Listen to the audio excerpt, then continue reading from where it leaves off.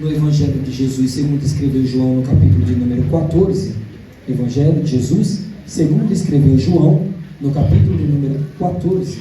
A gente vai fazer a leitura a partir do verso de número 16. Enquanto vocês vão se localizando, já vou aproveitar para ir agradecendo a Deus pela oportunidade de poder ministrar a palavra dele aqui nessa noite, uma noite tão especial para esta igreja, para este povo.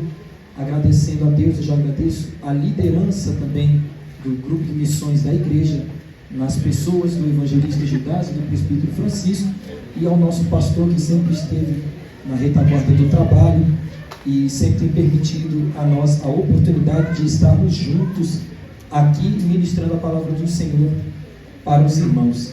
Queridos, todos conseguiram localizar João, capítulo número 14? Vamos ler o verso de número 16 em diante. Eu peço aos irmãos um pouquinho de paciência para que nós leiamos até o verso de número 27. Tá, ok? A minha tradução é um pouco diferente, mas eu farei a leitura, os irmãos vão me acompanhando e vai dar tudo certo em nome de Jesus. Diz assim a palavra do Senhor: E eu orei ao Pai, e Ele vos dará outro Consolador, para que Ele possa habitar convosco para sempre, o Espírito da verdade, que o mundo não pode receber, porque não o vê, nem o conhece, mas vós os conheceis, porque Ele habita em vós e estará em vós. Eu não vos deixarei sem consolo, eu voltarei para vós. Ainda um pouco, e o mundo não me verá mais, mas vós me vereis, porque eu vivo e vós vivereis também. Naquele dia sabereis que eu estou no meu Pai, e vós em mim, e eu em vós.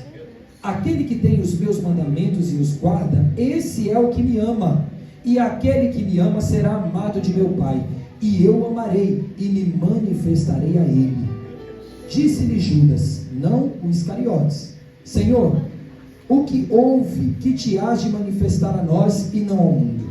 Jesus respondeu e disse-lhe: Se alguém me ama, ele guardará as minhas palavras, e meu Pai o amará, e iremos a ele, e faremos nossa morada nele. Quem não me ama, não guarda as minhas palavras, e a palavra que ouves não é minha, mas do Pai que me enviou. Essas coisas vos tenho dito, estando ainda convosco. Verso 26, mas o Consolador, que é o Espírito Santo, que o Pai enviará em meu nome, ele vos ensinará todas as coisas, e vos trará a lembranças todas as coisas, tudo quanto eu vos tenho dito. Verso 27 para encerrar: Eu deixo-vos a paz, a minha paz eu vos dou, não a dou como o mundo a dá, mas não se turbe o vosso coração, nem fiquem com medo. Amém? Os irmãos podem se assentar. Aleluia.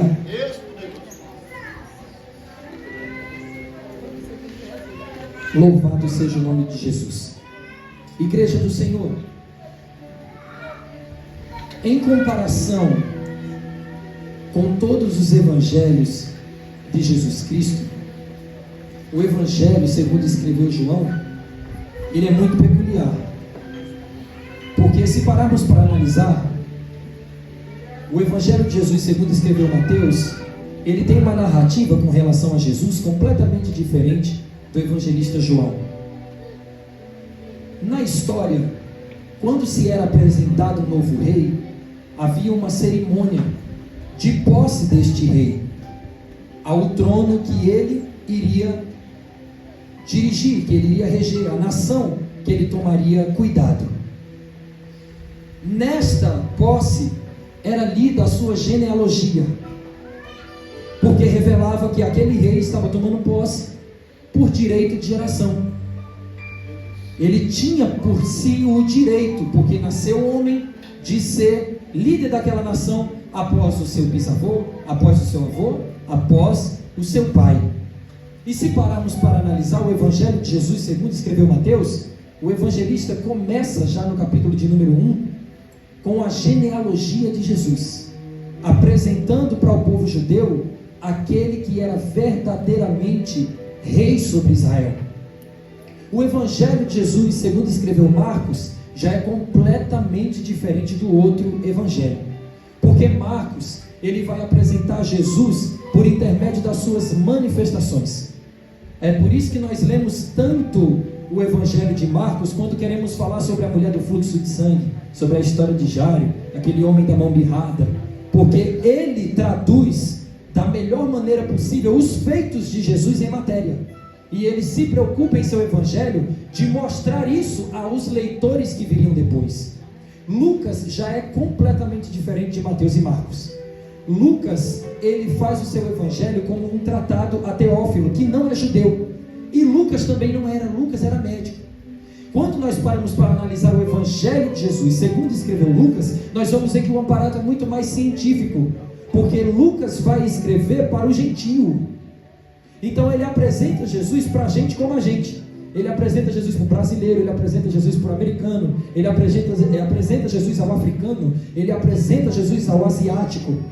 Então Lucas, ele tem uma linguagem muito mais para nós do que Mateus teve e do que Marcos teve. Tanto é que os irmãos vão perceber que o livro dos Atos dos Apóstolos, que é o livro que vai abranger o povo gentil por intermédio da descida do Espírito Santo, foi escrito também pelo evangelista Lucas como um tratado.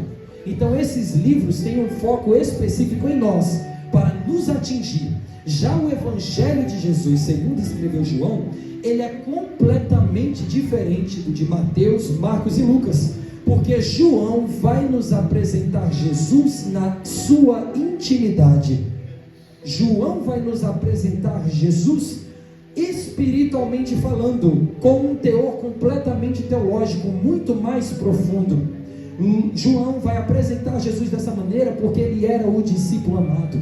Vocês vão perceber que João passou toda a trajetória de Jesus na terra ao lado dele. João esteve com ele nos seus maiores feitos, mas João também esteve com ele no momento de maior tristeza.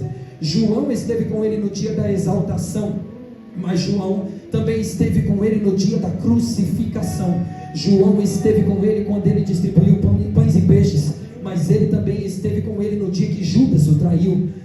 João esteve com Jesus todo o tempo e conhecia intimamente a Jesus. É por isso que no seu Evangelho ele escreve que ele era o apóstolo que Jesus amava. Ele próprio fala a respeito disso. Esse momento que João descreve aqui é por muitos conhecido como os discursos de despedida, porque esse momento antecedeu o célebre dia da crucificação. Porque diferente do que muitos acreditam e do que muitos entendem com relação à crucificação, Jesus morreu na cruz e glórias a Deus por isso. Porque se Jesus não tivesse morrido na cruz do Calvário, nós não teríamos a oportunidade de estar aqui hoje louvando ao seu santo e poderoso nome. Então todas as vezes que nós lemos que Jesus subiu o Gólgota carregando aquela cruz e foi crucificado por mim e por você, é motivo de levantarmos as mãos para o céu com os olhos cheios de lágrimas para agradecer o sacrifício que foi feito. Nós choramos porque ele subiu, mas nos alegramos porque ao terceiro dia ele também ressuscitou. Nós choramos porque a via dolorosa foi difícil, mas nos alegramos porque ele tem uma promessa acima disso. Nós choramos porque quando ele estava no Getsemane ele suou sangue, porque ele sabia que seria difícil, mas o nosso coração se alegra, porque ele já tinha dito: olha, não turbeis o vosso coração, credes em Deus, crede também em mim. Na casa de meu pai há muitas moradas, e se não fosse assim eu vou, teria dito: vou para preparar-vos um lugar. Mas quando eu for preparar um lugar, eu voltarei novamente para ter convosco, para vos resgatar e levar para mim mesmo, para que onde eu esteja, estejais vós também. Igreja do Senhor, eu sei que nós estamos apenas na introdução, mas eu já me emociono por falar com relação a Jesus, porque hoje qualquer barreirinha que Satanás coloca na nossa frente é maior do que aquilo que ele fez de braços abertos, com mãos e pés pregados. Quando nós falamos de Jesus e olhamos para as nossas atribulações, nós percebemos, queridos, que tudo que nós vivemos é maior do que Jesus. Infelizmente, evangelista Gildásio, o que nós vemos é um demônio maior do que o poder do nosso Deus.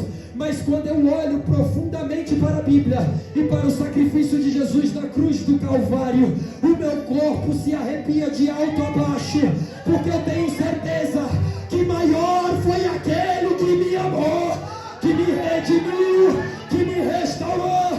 Embora a lascívia, a depravação, a imoralidade sexual, os ataques do inferno, o adultério, a fornicação, a prostituição tente me dizer: eu sou maior do que o teu Deus. O meu Deus me mostra que Jesus morreu na cruz do Calvário. Todas as vezes que eu vejo os ladrões dizendo: tudo aquilo que tu construíste, irei tomar de ti, eu vejo Jesus pregado na cruz do Calvário. Todas as vezes que aqueles que minam e roubam o que temos se levantam contra nós, eu percebo que nasceu a esperança na cruz, e nada pode ser maior do que isso.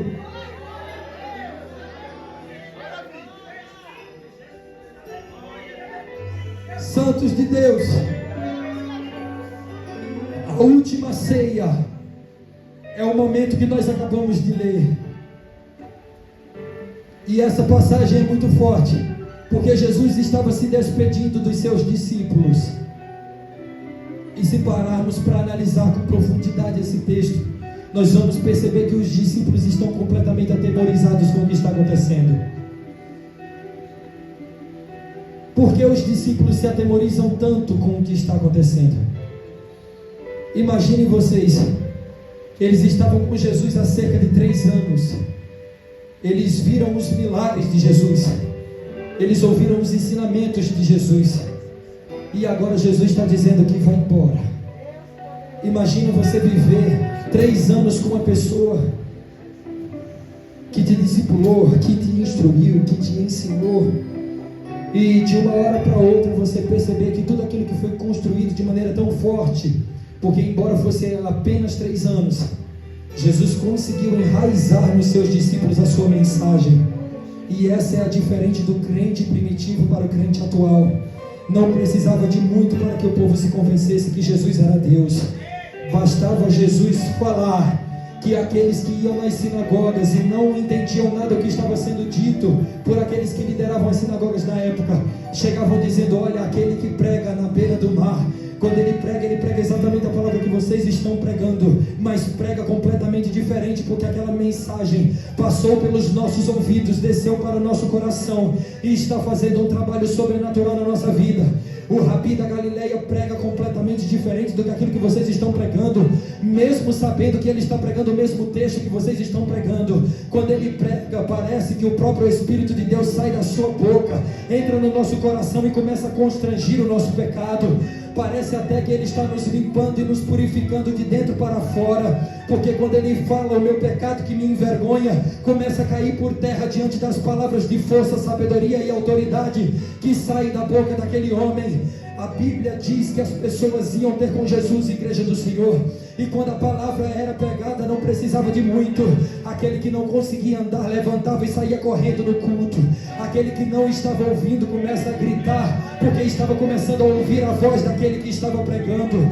Aquele que não enxergava passava a conseguir contemplar os olhos de Jesus, a boca de Jesus, as vestes de Jesus. Aqueles que não poderiam se movimentar, aqueles que tinham as mãos mirradas, levantavam as mãos bem abertas para o alto, para poder glorificar de forma bem abrangente aquele que estava pregando com poder, virtude e autoridade. Aqueles que outrora iam para o culto apenas com o prazer de protocolar mais um dia na igreja, percebiam que tinham que vir para o próximo horário do culto, porque a mensagem que era pregada trazia ainda mais sede para saber como é que era a próxima. Jesus pregava e todo mundo queria ficar sabendo qual seria a próxima mensagem. Ele pregava aqui, entrava no barco, passava para o outro lado para pregar na outra província, e o povo nem que fosse a pé, dava a volta na areia para poder chegar do outro lado, para poder continuar ouvindo o que Jesus estava pregando. Queridos, imagine um homem desta envergadura, tendo discipulado 12 homens que não tinham estrutura, que eram antes marginalizados, homens que vieram da Galileia e não tinha nada de bom que pudesse vir da Galileia, agora dizendo que está indo embora. Era como se o porto seguro, o alicerce, a coluna, aquele que segura e que sustenta, estivesse dizendo: olha, não está mais para ficar do lado de vocês, eu vou ter que me ausentar por um tempo, será necessário dessa forma. Mas queridos, as misericórdias de Jesus novamente se manifestam quando isso acontece. Por que, Mateus? Porque mesmo nesse momento de aflição dos discípulos, Jesus ainda tem promessa para fazer para eles. Queridos, eu quero dizer para quem entrou aqui com o coração amargurado e angustiado, Jesus ainda tem promessas para fazer para ti, aqui nesta noite. Eu quero falar para aqueles que entraram completamente desacreditados do seu futuro: não vos perturbeis com o que há de vir, olhai apenas para o Cordeiro de Deus, porque a vitória é garantida por intermédio da cruz do Calvário, porque lá foi pago o maior preço. Queridos, eu quero falar para aqueles que se fatigaram de caminhar: eu já não aguento mais, eu já não consigo mais, Mateus, eu já não suporto mais, Mateus, eu estou me arrastando, eu não venho mais aqui porque quero, eu venho porque o meu corpo me arrasta. Eu quero dizer para ti, as palavras que saem da boca do Mestre nascem como um renovo pela manhã, vão restaurar as tuas forças, vão entrar na tua corrente sanguínea como vitamina. Tu vai se encontrar com força onde não tinha, vai tirar força de onde não tinha, vai perceber que Ele está animando a tua fé de novo, restaurando as tuas esperanças. Mesmo em meio a tudo isto, Jesus está renovando, Jesus está renovando, Jesus está renovando, Jesus está renovando, Jesus está renovando, Jesus está renovando, Jesus está renovando. Satanás está retrocedendo e Jesus está renovando. A doença está retrocedendo porque Jesus está renovando. Deus ainda tem planos comigo, Deus ainda tem planos contigo. Quem crê glorifica para confirmar a Deus.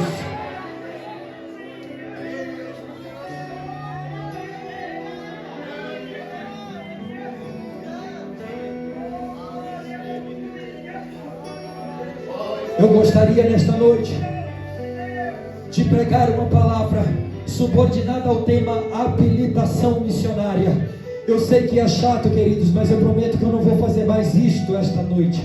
Mas se você puder cutucar alguém que está aí do seu lado, faça isso por gentileza. Isso, dê um sorriso bem bonito, como minha sogra deu um sorriso maravilhoso ali para a irmã Sandra. Isso, olhe para ela, olhe para ele aí e diga: hoje Deus vai te habilitar para fazer missões. Diga para ele, porque esta é a minha fé nesta noite, e eu creio que é a fé do grupo de missões também. Olhe para quem está do seu lado e diga para ele: canta, cante de comandar a súbia terreve o sípia, ele terreve comandar a minha. Deus vai te habilitar para fazer missões aqui nesta noite. Há uma habilitação missionária para crentes que já perderam a fé aqui nesta noite. Há um renovo que habilitará crentes aqui para fazer missões. A habilitação missionária para esta igreja nesta noite. Mateus, eu tenho percebido que grande é o número de pessoas que têm se desviado e se desligado dos caminhos do Senhor. Eu vou dizer para você que é verdade, mas você percebeu que você é um remanescente aqui nesta noite? Então Deus vai te habilitar para buscar almas aqui ainda. Deus vai te habilitar para buscar almas aqui ainda. Está acabando. Deus vai fazer uma coisa nova. Deus vai renovar a tua vida e vai te estimular a fazer missões. Eu quero pregar concernente ao tema habilitação missionária aqui nesta noite. Amados santos de Deus, a habilitação missionária, ela foi introduzida na terra por intermédio de uma promessa. Se você quiser acompanhar comigo o capítulo de número 14 do Evangelho de Jesus segundo escreveu João, está muito melhor agora. Glorificado seja o nome do Senhor pela vida do meu sonoplasta. João capítulo de número 14. a partir do verso de número 16. Vamos ler, porque o Espírito Santo já possuiu a minha vida aqui nesta noite. A mensagem já poderia terminar agora, porque eu já estou realizado na presença do Senhor, mas eu tenho que entregar tudo no altar de Deus aqui nesta noite. Deus vai nos habilitar a fazer missões, queira o diabo ou não, a vitória da igreja, e ninguém pode parar a marcha dos fiéis, porque é o eterno que vai na frente dela.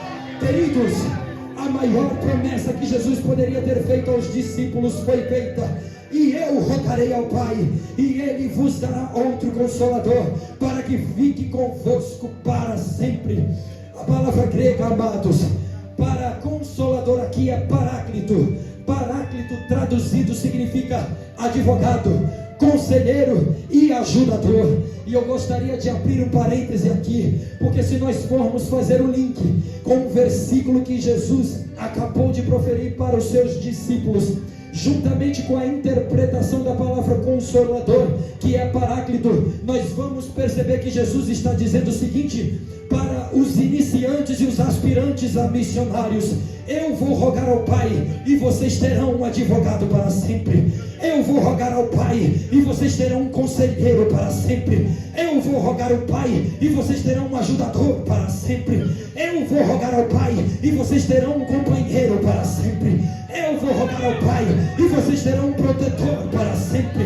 Eu vou rogar ao Pai e vocês terão um intermediador para sempre. Eu vou rogar ao Pai e vocês terão um suporte para sempre. Eu vou rogar ao Pai e vocês serão renovados para sempre.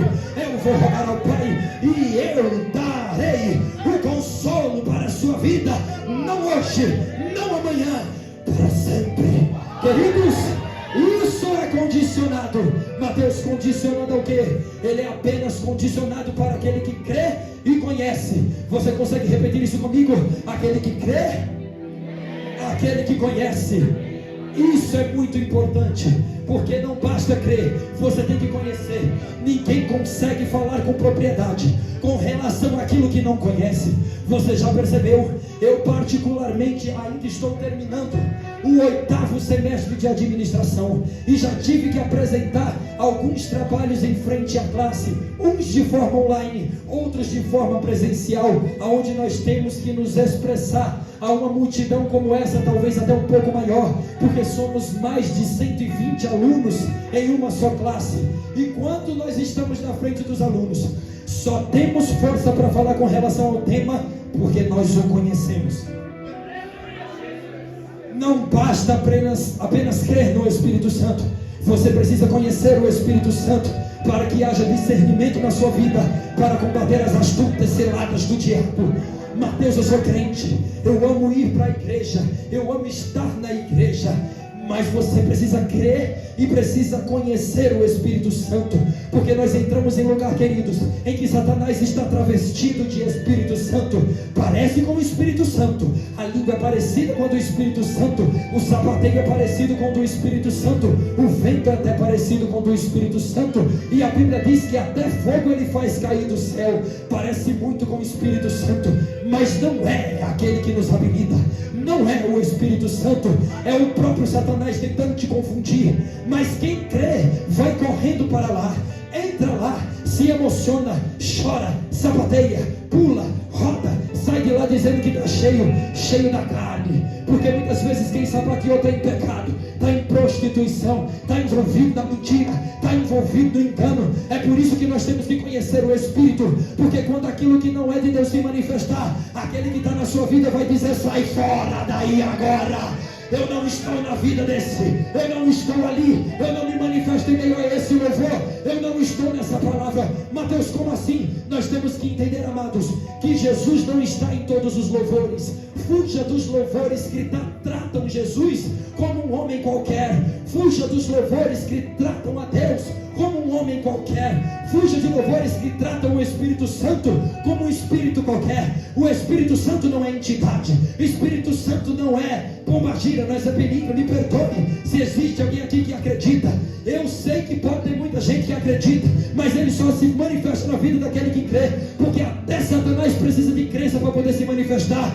Seja cheio do Espírito Santo de Deus, para que seus olhos possam se abrir e você possa discernir o que é magia negra, o que é escuridão, o que é feitiçaria,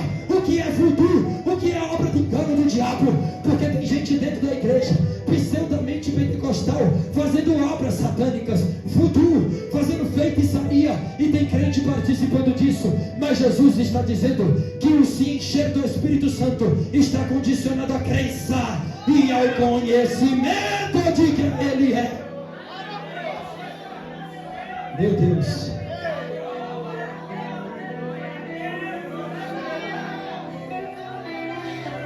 Sobre a terra subcomandar a saia. Verso de número 17. Eu preciso correr para entregar o microfone. O Espírito de verdade. Vocês conseguem ler comigo? Acompanhem na sua Bíblia. Eu vou fazer uma pequena pausa entre alguns versículos para tentar interpretar de maneira que você venha entender qual é a boa, perfeita e agradável vontade do Senhor. Queridos, eu não quero ser um impedimento para que o Espírito de Deus não mande nesta noite aquilo que Ele tem para mandar para mim e para a tua vida. Pelo contrário, eu quero ser um canal de bênção para que você receba a sua vitória. Então eu preciso da sua totalidade da atenção para que você venha entender que nós precisamos ser habilitados nesta noite para fazer missões. Vamos ler em nome de Jesus. O Espírito de verdade, que o mundo não pode receber, porque não vê, abre parênteses, minhas falas, não percebe a sua presença no ambiente. É por isso que o homem natural não consegue ver, nem o conhece, não tem intimidade com ele. Mas vós conheceis, porque estão percebendo que a presença dele está aqui nesse lugar, nesta noite. Porque habita convosco, porque Ele já está em casa, ou seja, Ele já está na minha e na tua vida, e estará em vós. Por quê? Porque essa é a promessa da descida do Espírito Santo, que foi feito lá no dia de Pentecostes. O Espírito Santo, amados, que é a presença de Deus dentro dos crentes, Ele é a nossa fonte de verdade divina. E isto, meus queridos, é um privilégio que nós temos, que é sentir e conhecer. Você já viu um Deus tão grande se fazer tão pequeno para que possa se revelar a nós tão pequeninos e miseráveis aqui na terra? Eu quero que você venha analisar agora quem é que de forma gratuita e voluntária se manifesta a vida de alguém para revelar quem é intimamente, sendo que aquela pessoa não tenha pagado preço nenhum para que ele assim fizesse. Amado, Deus se revela para nós por misericórdia. Jesus subiu na cruz do Calvário e liberou o outro Consolador, para que a presença dele nos fizesse entender quem ele é de verdade.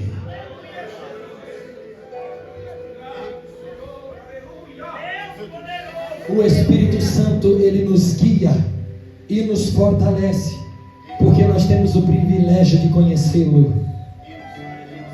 Eu quero dizer a alguém aqui nesta noite que está me ouvindo, coisa linda é conhecer as 7 maravilhas que existem no mundo moderno. Eu gostaria muito de conhecer as pirâmides do Egito. Eu gostaria muito de conhecer o Cristo Redentor, porque fui muito criança, nem me lembro de como é o Rio de Janeiro. Eu gostaria muito de conhecer a Torre Eiffel. Eu gostaria muito de conhecer a Muralha da China. Amados, eu gostaria de conhecer as maravilhas do mundo moderno. Eu gostaria também, queridos, de conhecer acima da atmosfera da Terra, como aqueles homens da SpaceX estão fazendo agora, levando pessoas comuns para a entrada do universo. Que coisa maravilhosa! Eu amaria conhecer a Terra acima do limite do avião, por intermédio de um foguete. Amados, eu gostaria muito de entrar em um submarino e conhecer o que há nas profundezas do mar e saber o que realmente está escondido lá dentro. Eu gostaria de ser um daqueles escavadores com máquinas enormes que cavam a terra para chegarem no lençol freático, para poder entender o que está debaixo da terra. Queridos, o meu coração se alegraria muito se eu pudesse conhecer o céu como ele é, mas eu não posso fazer isso porque os meus benefícios terrenos e aquilo que tenho na conta bancária não me permitem assim fazer. E mesmo que pudessem, amados, a minha satisfação não seria completa se dentre todas essas maravilhas eu não pudesse conhecer o Espírito Santo de Deus. Se eu pudesse conhecer toda a terra e a sua magnitude e não pudesse conhecer o Espírito Santo, miserável homem eu seria. Se eu pudesse viajar com um foguete da SpaceX para conhecer o espaço, Homem alegre eu seria e infeliz ao mesmo tempo se não tivesse conhecido o Espírito Santo. Me sinto honrado por saber que aquele que fez tudo está em mim. Embora eu não conheça o universo, Ele criou com a palma da sua mão e me faz conhecedor por intermédio das suas misericórdias. Eu posso até não conhecer as profundezas da terra, mas eu louvo a um Deus que assim conhece. Eu posso até não conhecer os animais silvestres em sua totalidade, mas o Espírito Santo de Deus, que trabalhou na terra por intermédio da palavra, que é Jesus Cristo, amando do Pai, que é aquele que governa, fez tudo, sabe de tudo, controla tudo, governa tudo e me faz conhecedor. Ele está aqui nesta noite, conhece a minha vida e a sua vida, e é por isso que a palavra que eu estou pregando está atingindo o teu coração. A primeira fonte da habilitação missionária, queridos, é o Paracletos, é o Espírito Santo de Deus, é a Ruach, é o Paráclito, é o Verbo, é a vida, é aquele que nos fez e que nos moldou. Santos de Deus, até aqui nós estamos falando apenas da habilitação dos soldados de Deus por intermédio do Espírito Santo, mas através da manifestação, amados, do Espírito Santo, nós vamos perceber também que Ele veio para continuar a boa obra.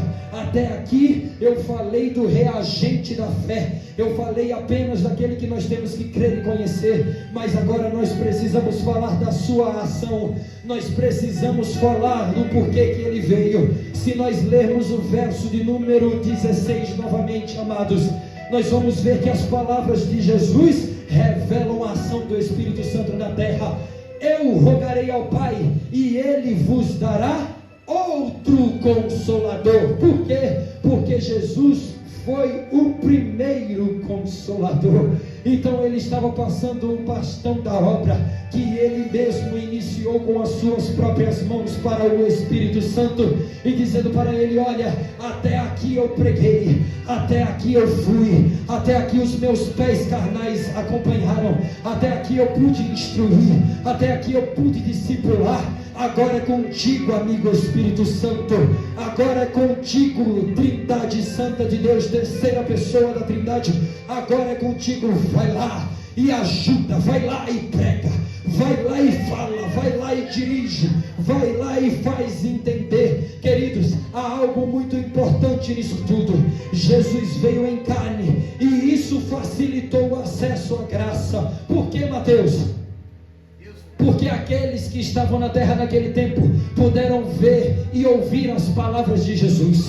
Como puderam ver Jesus e ouvir as palavras de Jesus, nós hoje temos acesso à Bíblia Sagrada.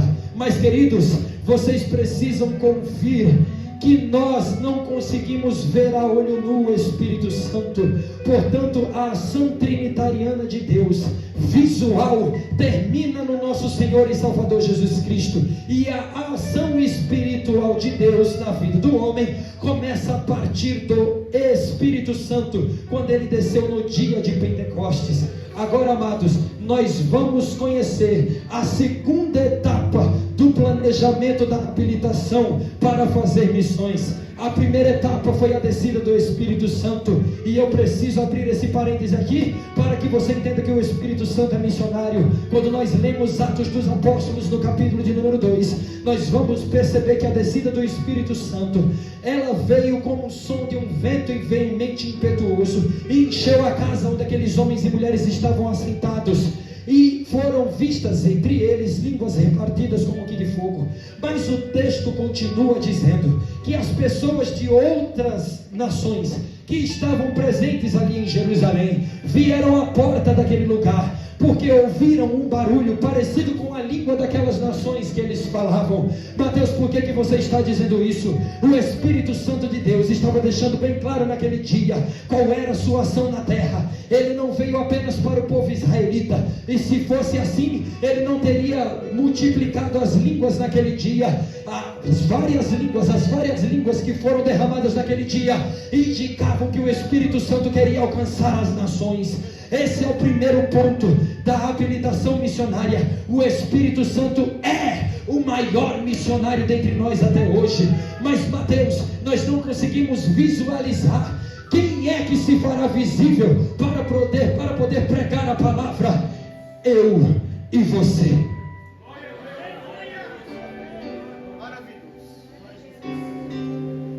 Santos de Deus, Jesus encarregou você de pregar a palavra que o Espírito Santo inspirou.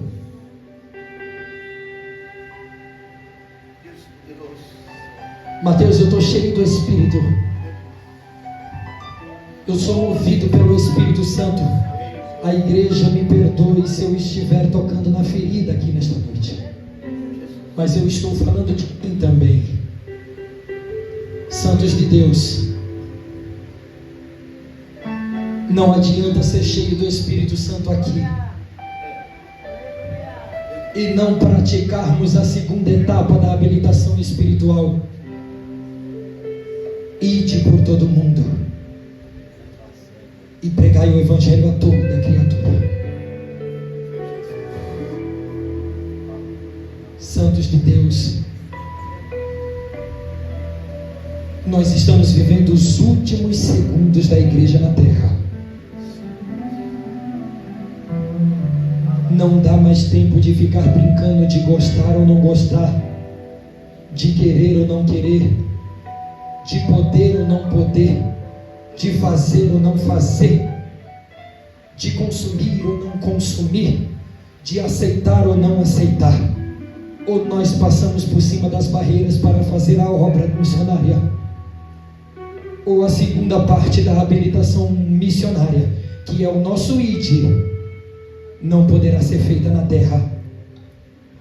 Santos, quando nós levantamos as mãos e aceitamos Jesus como o único e suficiente Salvador, naquele dia nós recebemos o Espírito Santo.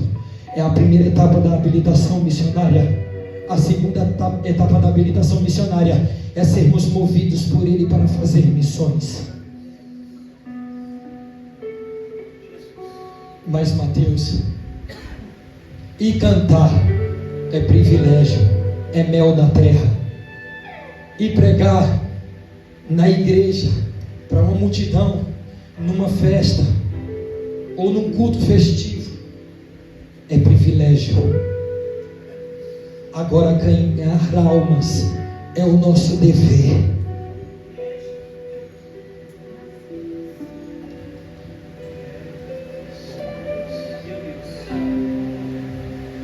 Nós estamos vendo os nossos bairros se perdendo.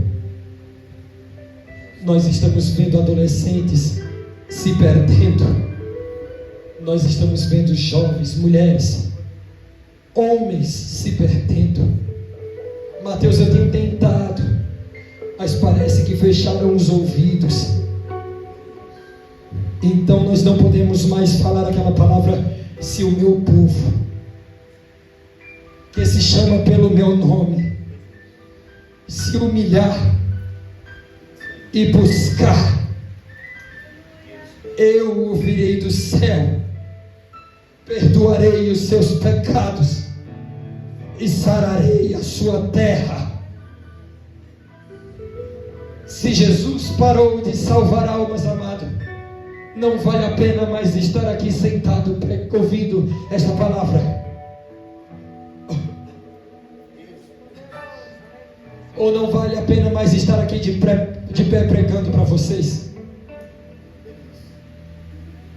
Santos, Jesus está voltando.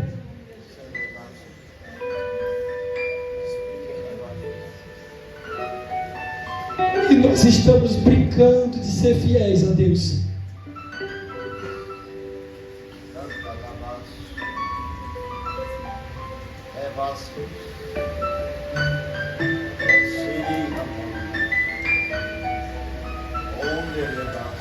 Este ano eu não ganhei ainda uma alma para Jesus, e nós estamos chegando no mês de abril.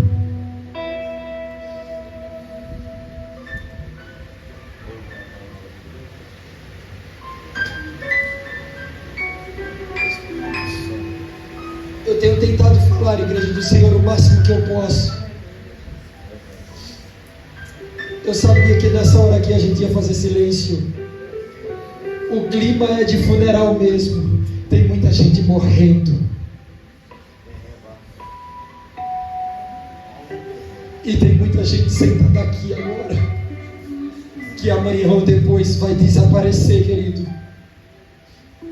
por não ter dado ouvido a esta palavra.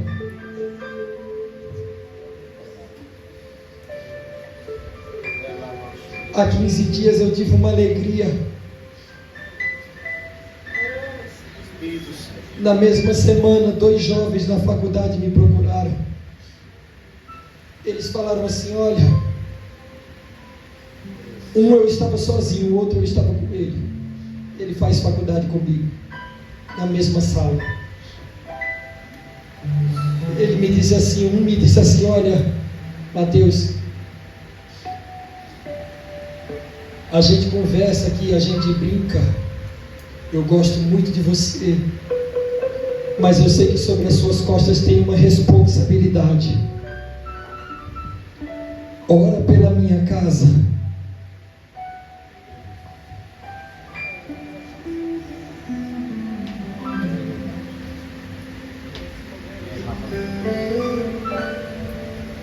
Eu não consigo dormir na minha casa. Eu vejo vultos dentro da minha casa.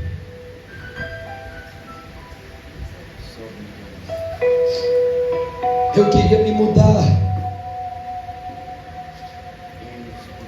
Ore por mim, me ajude em oração para que Deus possa me ajudar. Eu sei que a faculdade não é o lugar disso, mas eu não tenho mais para quem recorrer. E eu sei que você é um homem de Deus. O outro se encontrou com a gente no pátio. Eu preciso tomar uma decisão na minha vida muito importante, porque se eu continuar do jeito que eu estou, eu vou morrer. Vocês podem orar por mim? Queridos, nós estamos num tempo que nós temos medo de falar a verdade. Nós nos excluímos dentro das salas de aula, nas escolas e nas faculdades. Nós não contamos para nenhum colega dentro do nosso trabalho que nós somos servos e servas do Senhor. E a verdade é que tudo que muitos deles querem é saber que você é crente, só para pedir um conselho e uma oração. Não tenha vergonha de pregar a palavra.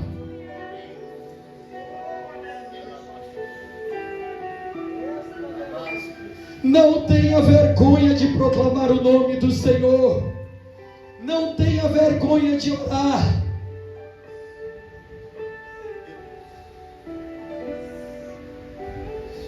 Um deles falou: não tem como você ir na minha casa. Irmãos, ele mora do outro lado de São Paulo, é quase saindo do município de Guarulhos.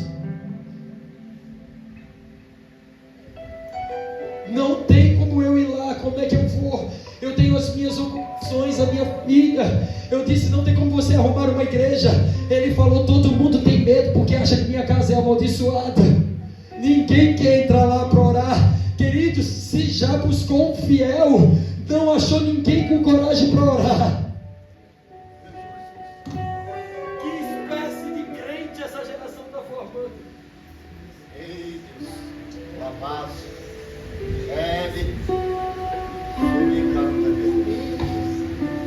e os conselhos que nós temos para dar é: abandona então, sai fora, deixa para lá. Se fosse eu, já tinha abandonado, já tinha deixado isso daí para lá, já tinha deixado fora. Crente dando esse tipo de conselho, crente que já não acredita mais na restauração que só o Espírito Santo pode fazer.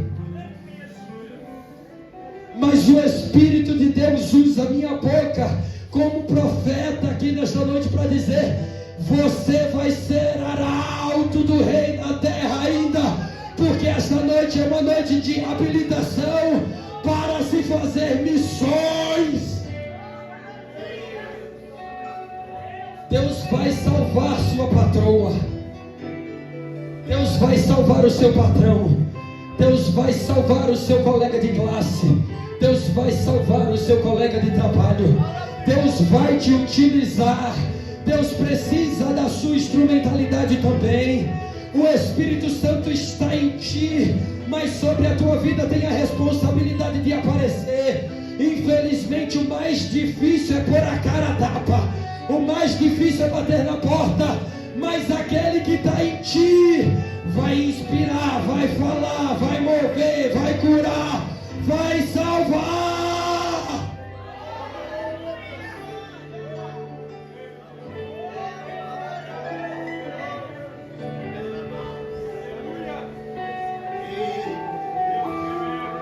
Santos, isso que eu estou falando é muito sério. Jesus escreveu no verso 26, eu já vou encerrar, tenho apenas 7 minutos, mas eu estou sentindo a presença de Deus aqui. Eu posso até não ver ninguém aqui sendo batizado com o Espírito Santo, mas ninguém mais aqui vai olhar para a rua mais da mesma forma como chegou aqui. Não vai mais.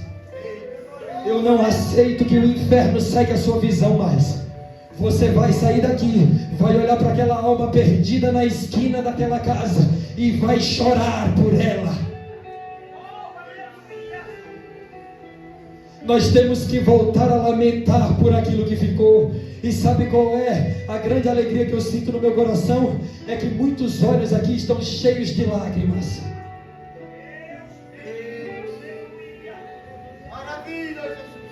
Me perdoe, viu? Se em algum momento vocês me viram retroceder na obra missionária, eu sou falho, eu sou errôneo. Mas não perca a oportunidade aí onde você está de pedir perdão a Deus. Porque estou pondo minha cara a tapa agora. Estou falando para todos vocês de olhos abertos, queridos. Eu errei. E eu estou ainda errado no ano de 2025. Eu ainda não ganhei uma alma para Jesus. Me perdoe, juventude da casa do Senhor. Irmãs do círculo de oração, me perdoem. Varões, me perdoem. Obreiros aqui, meus irmãos, me perdoem.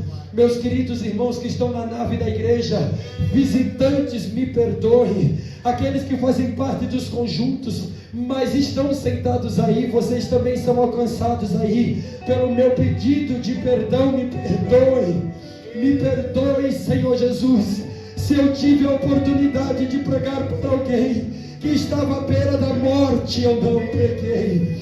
Se estava precisando de libertação, eu não falei. Me ajude a viver a sua palavra. Eu não quero, queridos, estar mais neste altar sem ganhar almas para Jesus. Eu não quero mais.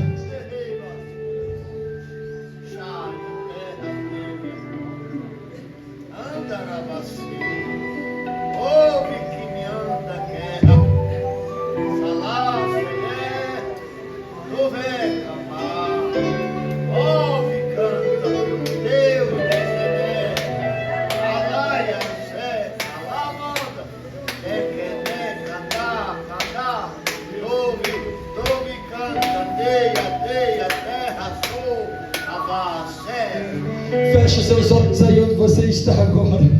Há uma unção de quebrantamento aqui neste lugar. O Senhor está falando no silêncio aqui nesta noite, mas Ele usa a boca para dizer a vocês aqui, meus queridos irmãos e irmãs, que há uma unção de quebrantamento espiritual aqui. Eu já fui às lágrimas, mas muitos entre nós também precisam chorar e entrar em melancolia pela morte de muitos que se foram por negligência da igreja.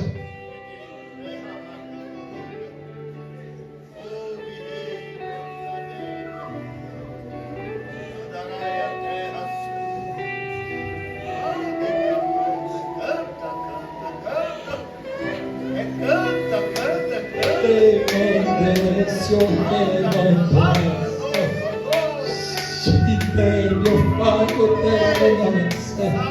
Mentre tocando riva, saúde a resto. Não permita que você seja um que vai descer a sepultura espiritual. Assuma nesta noite a posição de arauto do rei. Seja cheio do Espírito Santo onde você está agora. E seja habilitado nesta noite para fazer missões. Sérgio terá dar a comandar que mandasse. Se o negócio que é teu plebe a dar a comandar minha subia.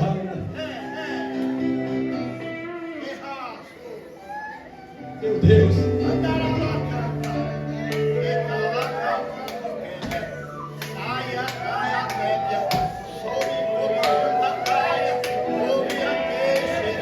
Ouve a voz do Senhor da igreja. Porque por misericórdia Ele ainda fala convosco nesta noite. Ainda tem algo novo para fazer em vosso meio. As minhas manifestações serão cada vez mais raras neste tempo. E a voz dos meus arautos precisa ser manifesta de forma urgente.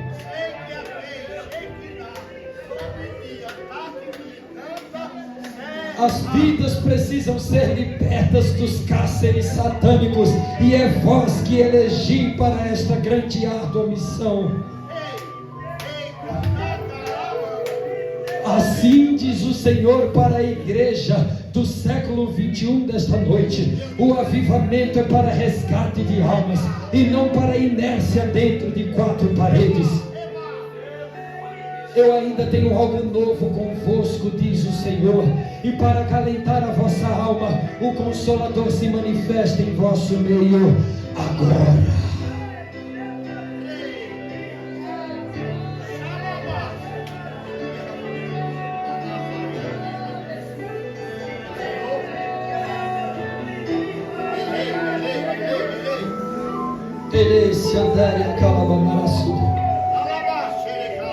Mas aquele Consolador, o Espírito Santo que o Pai enviará em meu nome, esse vos ensinará todas as coisas e vos fará lembrar de tudo quanto vos tenho dito.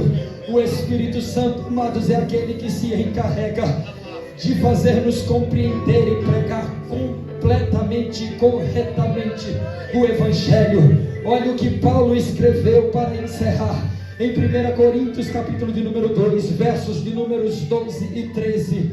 Nós, porém, não recebemos o Espírito do mundo, mas o Espírito procedente de Deus, para que entendamos as coisas que Deus nos tem dado gratuitamente.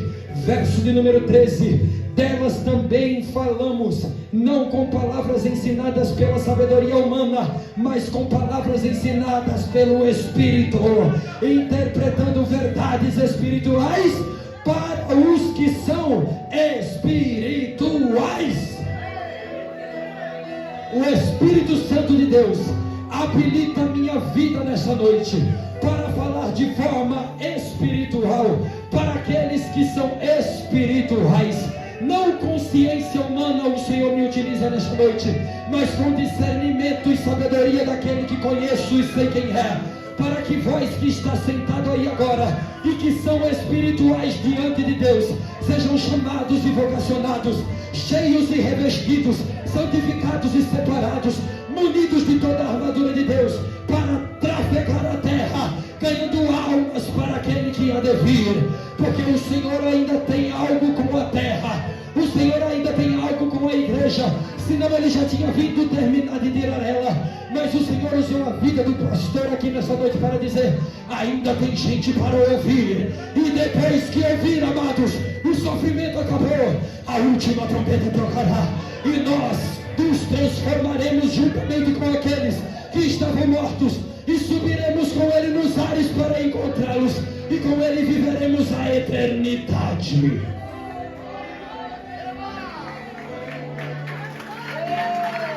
Aleluia, glória a Deus.